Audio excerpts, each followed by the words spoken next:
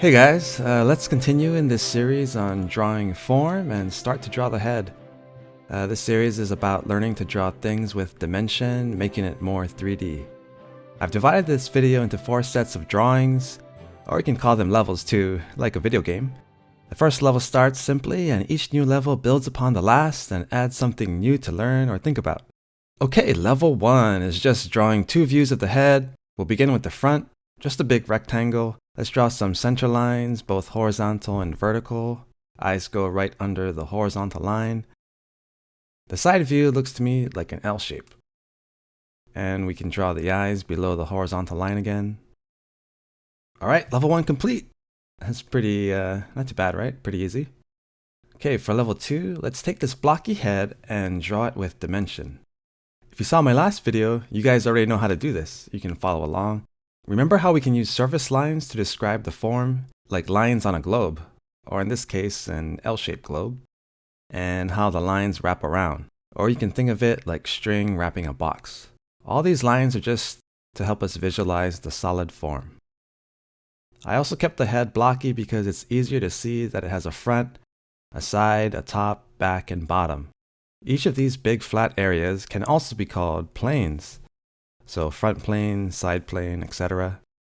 I drew 3 heads here, but try to experiment and see if you can draw other views.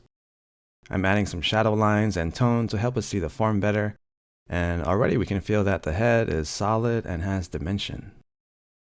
Okay, on to level 3. For this level, we're going to adjust our blocky head in a few ways. We're going to curve the form a little more.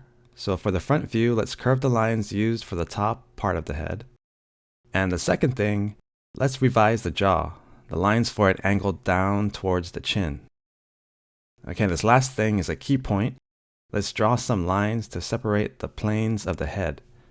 So this one shows where the front meets the top, and here where the front meets the sides, and lastly, where the sides meet the top. This helps us because our head is not a block, right? But it's sort of like a rounded block. So from the front, you can see a little of the side and a little of the top. For the side view, the new thing is the jaw shape. Notice the angles of the lines. And there is this really strong S-curve that describes the side plane. That line is really fun to draw. As I quickly go through these next heads, take note of the way the jaw is drawn and that strong S-curve. I'm also using those surface lines with a little curve because the surface that they are describing isn't quite flat. It's curved a little and rounded. For this last level, I'm going to use a little bit more anatomy, but as I build up these heads, I'm always going to start with the simple blocky shape first because it gives me a solid foundation to build upon. It's also the easiest to draw. Then remember how we can use lines to show where the different planes meet, where the front, the side, the top, where they meet each other. As we go further into this series, we'll most likely use the level 3 type of head, something simpler to draw, but also something that shows strong form and dimension.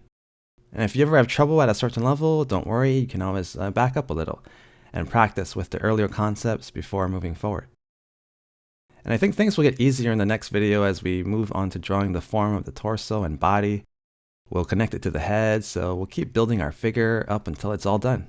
And it'll be really exciting and fun when we get there. So until next time, try some sketches, draw some simple forms, move the head around, have fun.